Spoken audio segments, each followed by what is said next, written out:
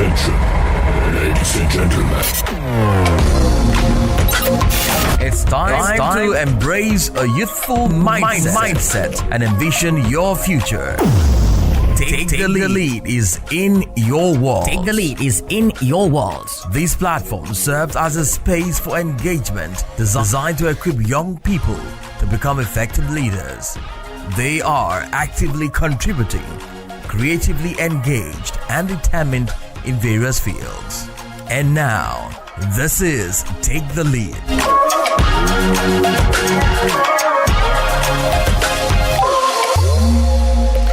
Hello to you out there, fellow West Africans, and to you out of Africa. Thank you for being so loyal to West Africa Democracy Radio here in Dakar, Senegal. This is how we welcome you to another edition of your Youth Exchange program, Take the Lead.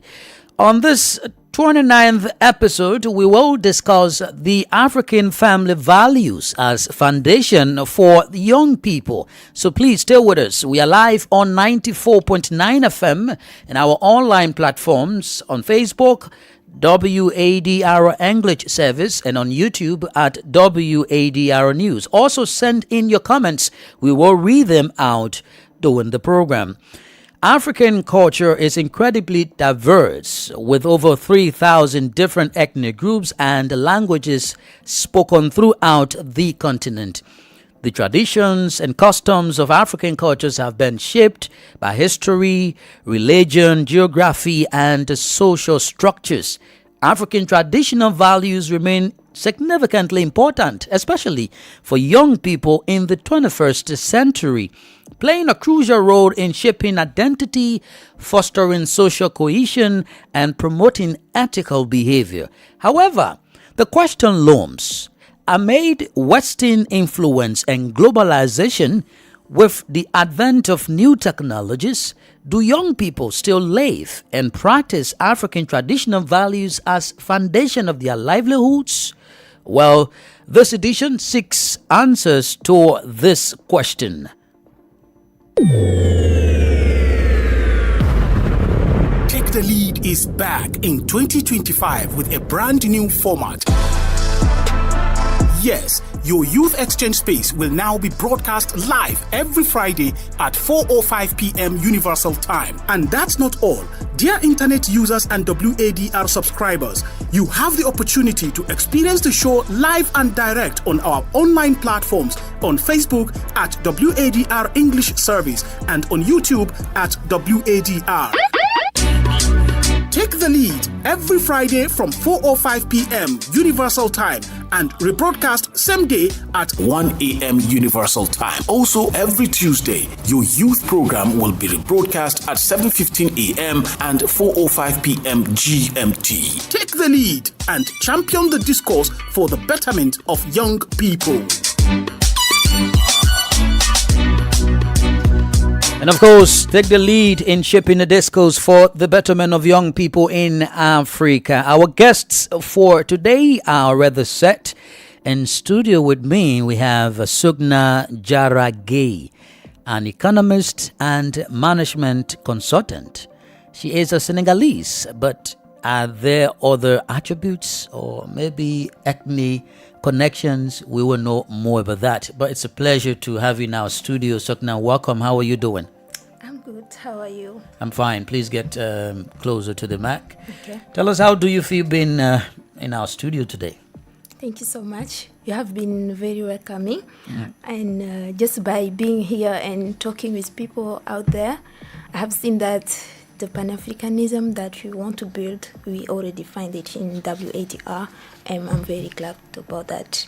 Great. I'm Sokhna Diarra Bousso-Gueye, economist and consultant in management, organizational management, and right now I'm supporting the communication department in Core Africa, Senegal. I have been a Core Africa volunteer also in Senegal and then in Malawi. Thank you. Okay, you talk about Malawi. You spent some time in Malawi? Yes, I was there. For like how long? For 13 months. 18 months. Okay, that's wonderful. We will also hear more about your experience with the African culture in Malawi. Also, on my immediate right is Sedina M. Njai. He is a student at Sheikh Anta Diop University, Dakar, Senegal. Let's welcome you, Sedina. How are you doing? Yes, I'm all right, and thank you. I just want to say that I'm elated. It's a great privilege for me to be here, right? Here is Seydina Njai. I'm a sophomore student at Sheikh Anta Diop University in the English department. And today, as I said earlier, it's a great privilege for me to be here. And I've just wanted to profit of the occasion to greet all my fellow Senegalese people, wherever you are listening this radio from. Thank you. Great. We will also be joined by Wulamatu Samura from Sierra Leone, as well as Hassoum Cissé, Gambian historian and writer. They will be joining us shortly as we move along. But let's, hit the ground running, beginning with, understanding what exactly the African values are, or the traditional values are. And we would like to hear from you, Sogna, what it is your understanding about the family values or the African traditional values. Thank you for that question, Augustine. And talking about African values, we can talk about many things, starting from greetings and also living within the same community, sharing opinion, sharing ideas, but sharing everything that we can share, and also respecting elderly people are some of the values that we can identify as African. Okay, but for how long have you known that these are values of the African culture, and how unique you think it is to the African child? Okay. Being a child, we were using those values without even knowing how is it about, because we were just raised like that by our parents. We were raised like that, being kind, being gentle, being also respectful. And more, you meet new people and you understand that those values, we should keep them because they are so important for us. And also, they are helping us to develop ourselves. Okay. Let's hear from you, Sedina. What is your understanding about the African family? All right, thank you. I think that's an interesting question. And the fact that I like the most about Senegalese or African culture, I would say it's its richness and its people's togetherness and kindness, right? And the way we are getting along with each other, one another, right? Because even if you are not from African or Senegalese, if you come here, people will welcome you as it is meant to be, right? And I think it's important for every country, for its youth, first of all, to know their culture and to be deep down rooted in their culture. And I think that will prevent them from doing some nonsense or bad things. Okay.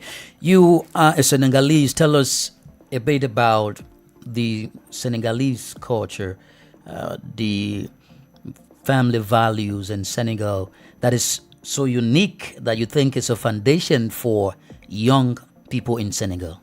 Yes, as I mentioned it earlier, here in Senegal, if you are Senegalese people, first of all, you have to be respectful towards your elders, right? You have to respect your mother, your father, your elder brother, your elder sister, like, and even if you are not, someone may not be your relatives, but you have to respect it as it is meant to be at the time that he is older than you, right? Yeah. Great. Crossing over to you, Sogna, you spent a lot of time, like you said, some 13 months or so in Malawi, but share your experience with the African youths, your fellow African youths. How did you observe the style, the family values in Malawi, and comparing that with what you have in your country, Senegal? Okay. I think at first I used to think that rapper is just for Senegalese women. But when I went there and have seen that every time the women were having a rapper, a head rapper also, and was very respectful, I was saying that, oh, yes, this is not just from from Senegal, but it's from Africa. And I just see myself as a Malawian because of some of the things, like those things. Also greetings. People, they really, really know what is the importance of greeting people. They really know that, and they are always using it. And also it was very good for me to hear some words that you can find in Malawi, find it in Rwanda, find it in Kenya, because some of the words are just similar to Kiswahili. You want to give us those words, some of them? Okay, like Nyemba. Nyemba. Yes. What is the meaning? Here it's what's Nyebe in Senegal. We also talk about Ngombe lavage. We also talk about what else? Mbuzi. Goat. And also we can Karibu, welcome. And those words, they are not just in Malawi. You can find it in many countries in East Africa, sorry. Okay, great. Now we are being joined by Hassoum Cissé. I told you, the Gambian historian and writer from the Gambia. There's a pleasure to have you on the UFOT platform today, Mr. Cissé. How are you doing, and welcome, sir? Hi, Augustine. How are you? I'm fine, along with some young people in the studio with me. They are all hearing you. So, please, how is the Gambia first? I convey greetings to the panel. How is the Gambia? Well, in the rainy season, yes, clouds are laden with rain. I know, that's right. But please, what can you tell the young people, by extension in Africa, about the African traditional values that should or is the foundation of African youth today? Well, thank you very much, Augustine. I want to summarize that in 3 C's: the cousin, the community, and the compound. Those, I think, are how we can summarize the African traditional values. Now, the cousin refers to, kinship, relationship, our relatives, the extended family. It's a very, very important African value. It is an anchor. It's like a social anchor. It builds, confidence. The extended family gives comfort. It gives psychological support, psycho support, and so on. Now, the other C has to do with the compound. That is living together. We eat together around the bowl. In the evening, we sit together in the middle of the compound to keep each other company, to counsel, each other. In the past, we use those sessions to, count stories and legends and fables to our children, so that they will grow up to be responsible, citizens who have shame, who will not do certain things because they were told years ago in a story or in a riddle that if you do something that is wrong, you will pay for the consequences. Now, the third C has to do with, community. African traditional values also encompasses, community space. At the well, for example, where we fetch water, where the banter starts. It's like the parliament. For the women, for example, that's the parliament. The well is the parliament. The water hole is the parliament. What we call penchi. It's like a platform in the middle of the village. where the elders meet, the male elders. That is also a form of parliament. I mean, there's freedom of speech there. There's freedom of expression at that space. And of course, you have the productive spaces like the farmland, the cattle ranch, So these are all part and parcel of the African traditional values. Great. Just before I leave you a bait, I'm concerned about the aspect of arranged marriages, polygamy, large families still coming together. Are there still foundation that young people should build on? Polygamy, arranged marriages, feminism, what we now have as LGBTQ, all these things. Are these things African traditional values that young people can still build on today? Well, our African societies are in constant, flux. They are not static. Of course, that has to be understood. Every generation, has a sense of purpose, a sense of mission, and also a sense of entitlement. If this generation, for example, believes that it is not entitled to arrange marriage, to living together, in compounds with the family, is not entitled to give support to anybody but except to themselves.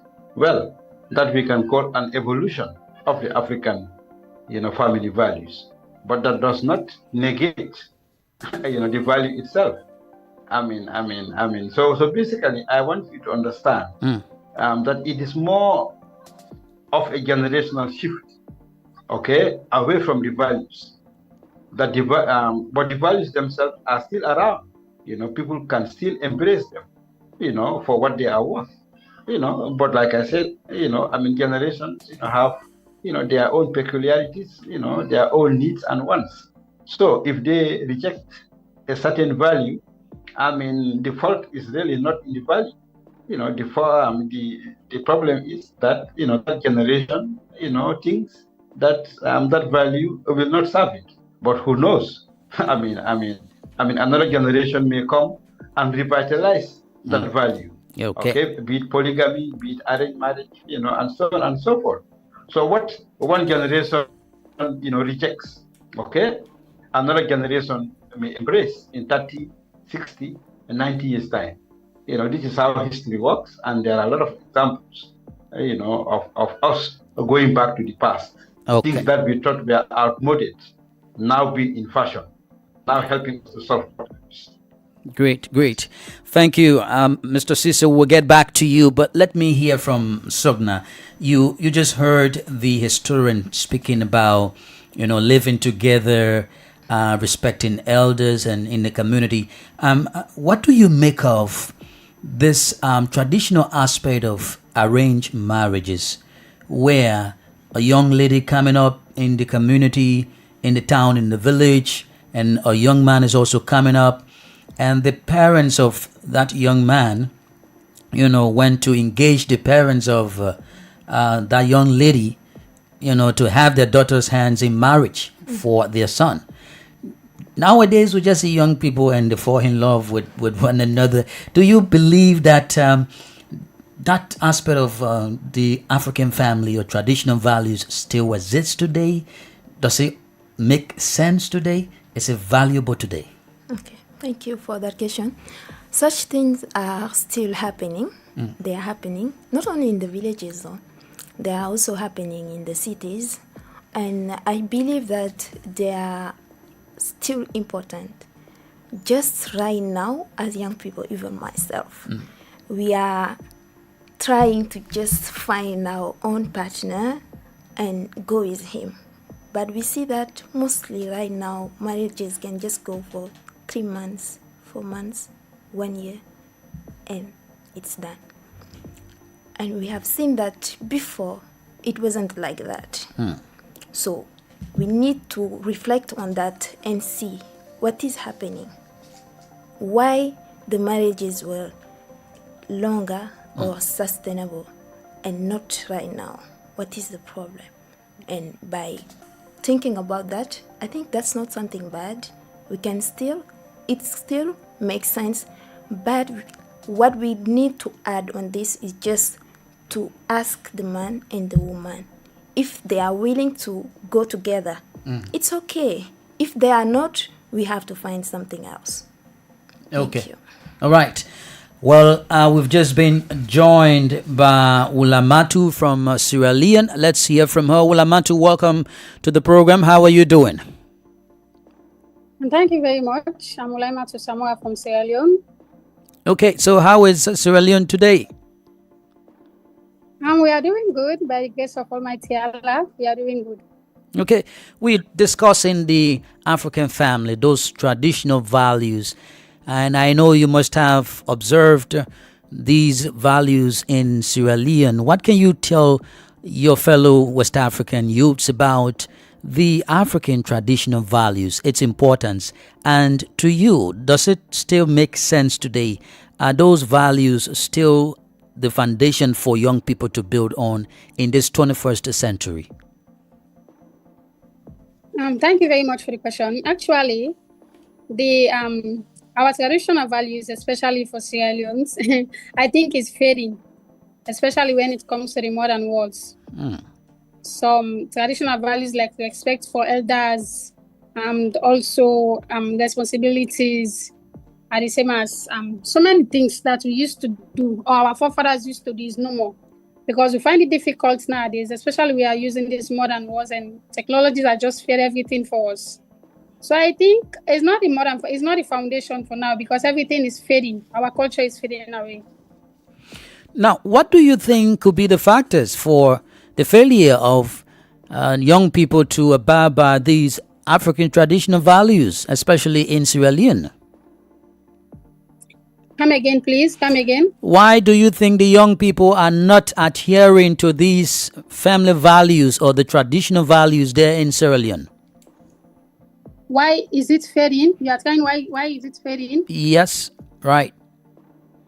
It's fading because we have already embraced the modern technology. Like, we are used to do our culture, especially when it's Friday. We have our cultural dress, and also we do certain things, eating together, having some community relative engagement activities. Well, now it's normal. Imagine now you having a relative, to even find him or her at home, it's very difficult. You can only have him or her on the phone, discuss what people want to discuss, that's all. And it's really frustrating, especially for us young people, our generation growing up. It's very frustrating because we don't even know our culture that in depth, because we are now embracing this modern technology and all. Great.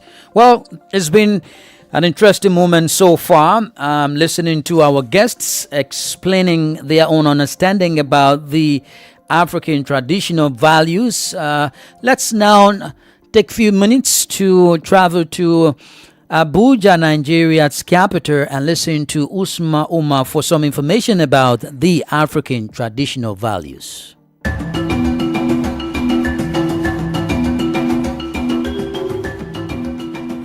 From the traditional dances and music that bring people together to the communal values that emphasize mutual respect, African culture has long played a powerful role in fostering peaceful coexistence.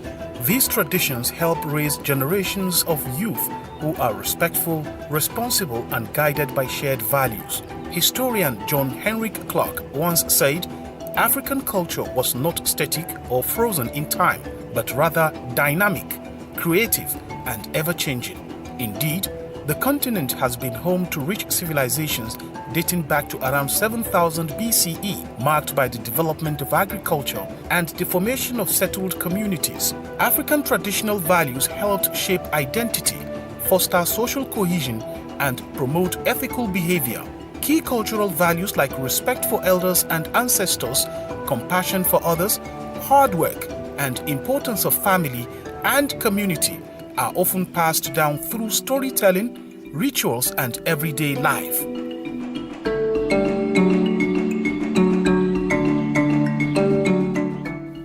However, in the 21st century, the negative attitude of many young people in Nigeria and other West African countries toward African traditional values has, to a large extent, trapped their minds, creating a generational gap with serious social and economic consequences.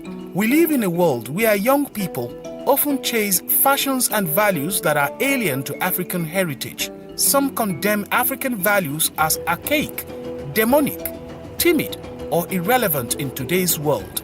Many pursue trends without understanding whether they are right or wrong, or what the consequences might be. In trying to appear modern or civilized, in quote, some youths find themselves lost in a world of cultural confusion.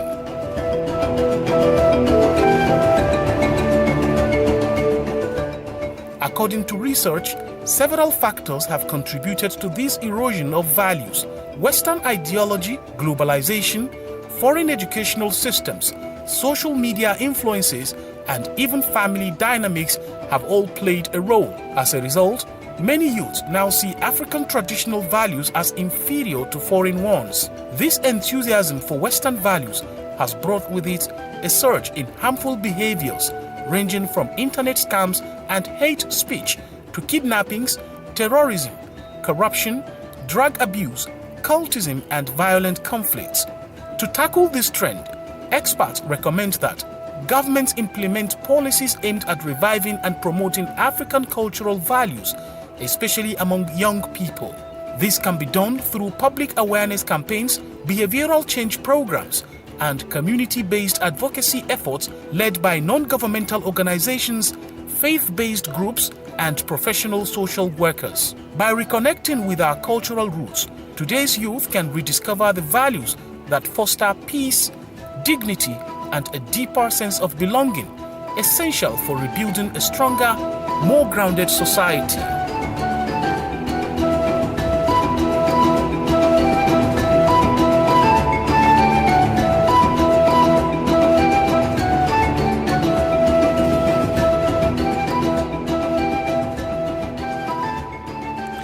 Welcome back to Take the Lead. You just heard WADR's Abuja correspondent Usma Uma with those insights about the African traditional values. Hey people, my name is Mello, Afrobeat singer from Guinea and Conakry. I love listening to the program Take the Lead on West Africa Democracy Radio. Hello, my name is Fatou Bintou Asuke. I'm the CEO of African Start Shop and I love listening to your program Take the Lead on West Africa Democracy Radio. And of course, welcome back. Let's now recognize our partner radio stations across the West African sub-region that often rebroadcast this youthful program. Beginning with Nigeria, we have Darling FM, we have Nensit FM in Kaduna State, we have Love FM in Abuja. Crossing over to Liberia, we have Alternative Youth Radio in Lofa County. We have DCN Radio in Riverside County, as well as Kwatika Radio in Banga, Bong County. Let's take a trip to Sierra Leone, where African Young Voices is there in Freetown. We also have Radio Gbaf in Mal. We have the Hands of Hope in Freetown and Eastern Radio in Kono District. That's for Sierra Leone. Now to Ghana, we have Radio Path in the Savannah region. We have Royals FM as well. Crossing over to the Gambia, we have Numi FM and Radio Veritas. If you are in those countries, just be assured that you will listen to a rebroadcast of this youthful program. Now, we welcome you back. This time we concentrate on the factors influencing young people's maybe desire or their ability to ignore the family values for maybe Western values in the 21st century. And we will go to Hassoum Cissé, our historian, to provide us with insights about what he thinks are the factors. Is it the social network? Is it the Facebook? Is it the modern education that the young people are acquiring these days? Let's hear from you, Mr. Cissé. What do you think are the factors responsible for young people to perhaps ignore or forget about the family values? Well, basically, there are several factors. Number one,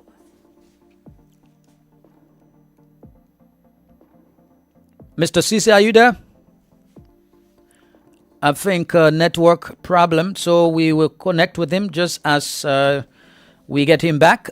Let's hear from Sugna. Sugna, until we get Mr. Cisse back, what's your thought about the factors influencing young people not respecting the traditional values anymore?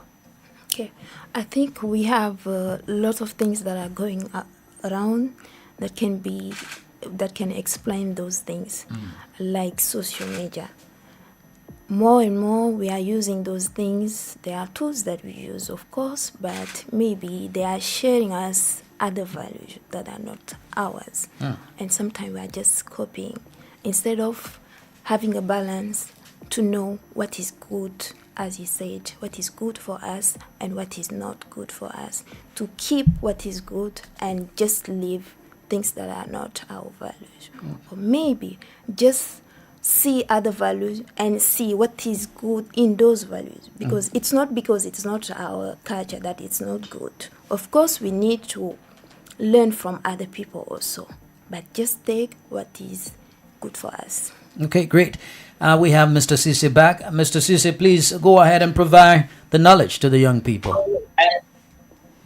I said it has to do with several factors, but number one is the school. And number two is the issue of language, and number three is an issue of choice. I'll start with the school. I mean, for a very long time, our education system has been, shaped in such a way that the African values, the African, thought process, the African worldview, the aspect, the African.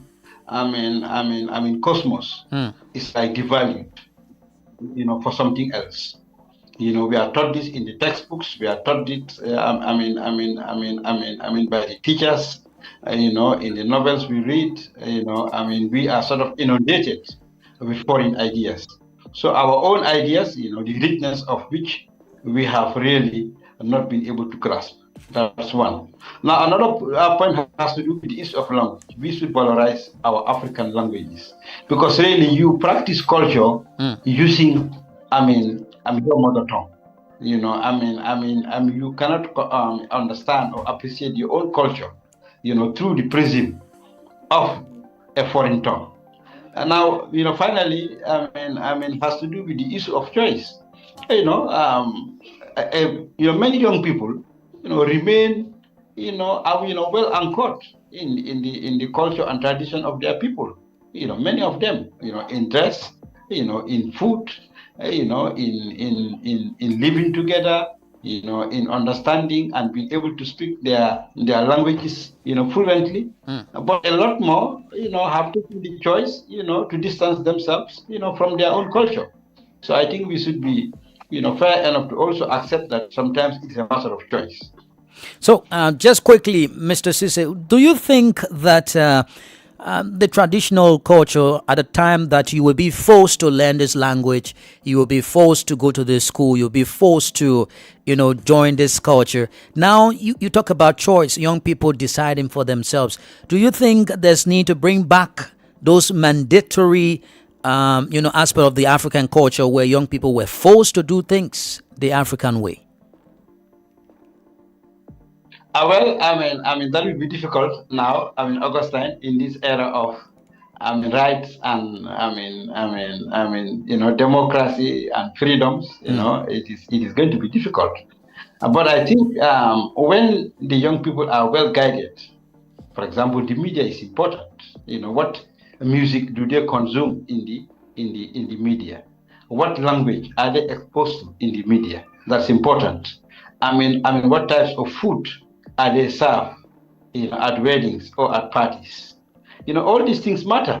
So the more we return to the African roots, from language to food to costume, to mannerisms, to living together, kinship, the more the young people, will realize, the treasure, that is African values and heritage, and I'm sure they will invite it. Okay. But the lesser they are immersed into it, the farther they are away from the culture and tradition of their ancestors. Great. Sedina is here. We would like to know from you, Sedina. Have you ever felt pressured, or do you still feel pressured to follow some family traditions or some family values that don't really align with your personal goals? Things what you have decided to do or follow, but then family values coming into contact with that. Have you been pressured to choose between the two? All right, thank you. And I think it's just such an interesting question. So I will say that culture is very important, right? And here in Senegal, some parents tend to undermine the importance of culture, right? And they don't take the time to let their children know about their culture.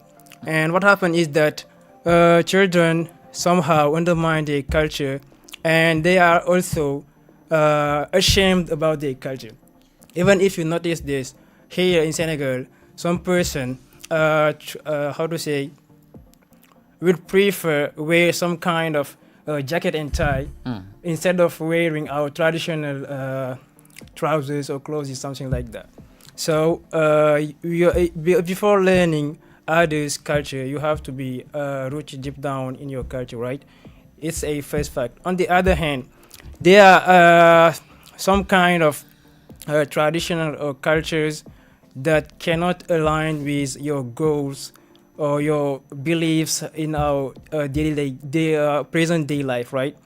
Because they might have some kind of aspect in the culture or tradition that you might not like or love.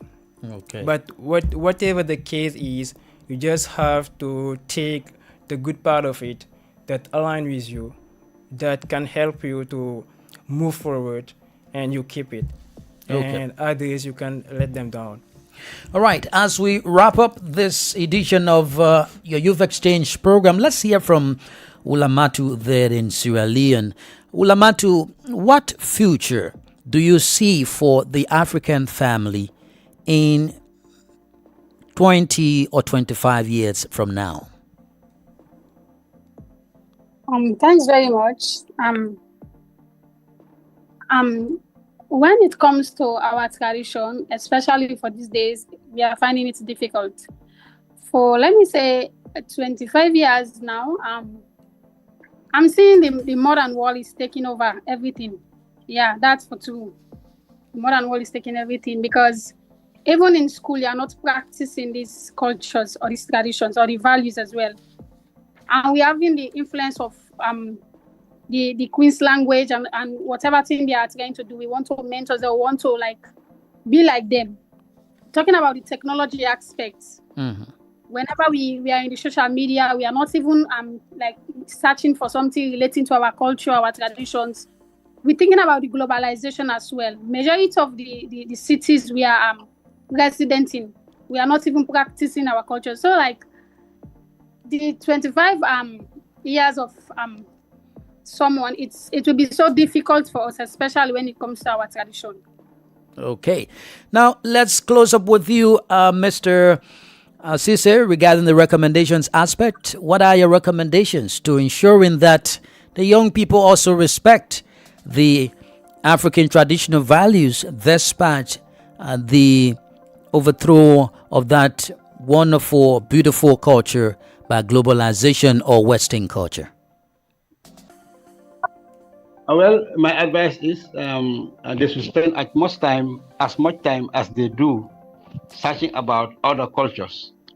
So as to be able to discover the real African culture.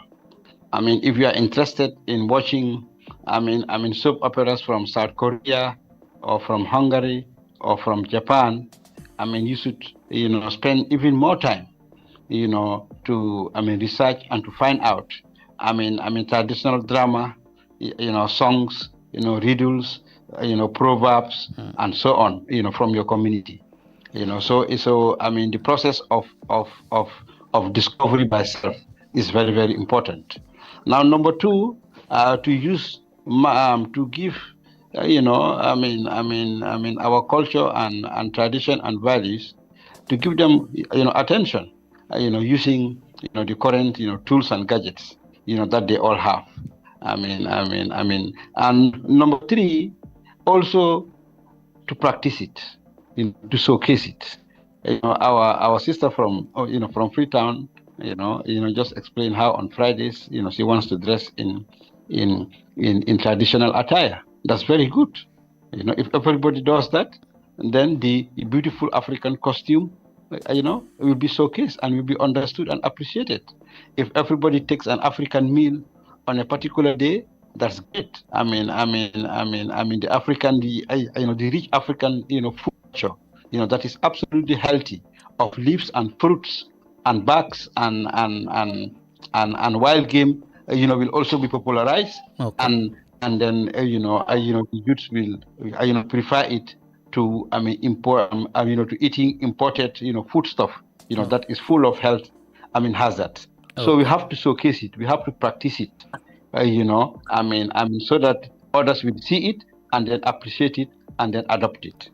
Thank you so much, Mr. Cisse, for providing knowledge towards the young people's challenges on West Africa Democracy Radio. We hope to have you another time, sir. Thank you.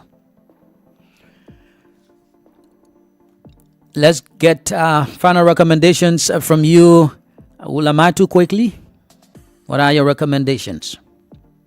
Okay, thanks very much. My only recommendation towards our culture, or to Africans people, I think we should embrace our culture. It's very unique. I wish I could remember the last time my aunt was telling me that if you can see when they are coming together, especially to eat, and when waking up in the morning, they start greeting their elders. It's very unique, especially respecting elders. See how best you can provide for your relatives and also make things easier. But for now, we are finding it difficult. And also my own recommendation is that we should do awareness raising. It will be very unique for all African countries to come together to raise awareness, especially to talk about our cultures and tradition and some of our values. And because they are unique.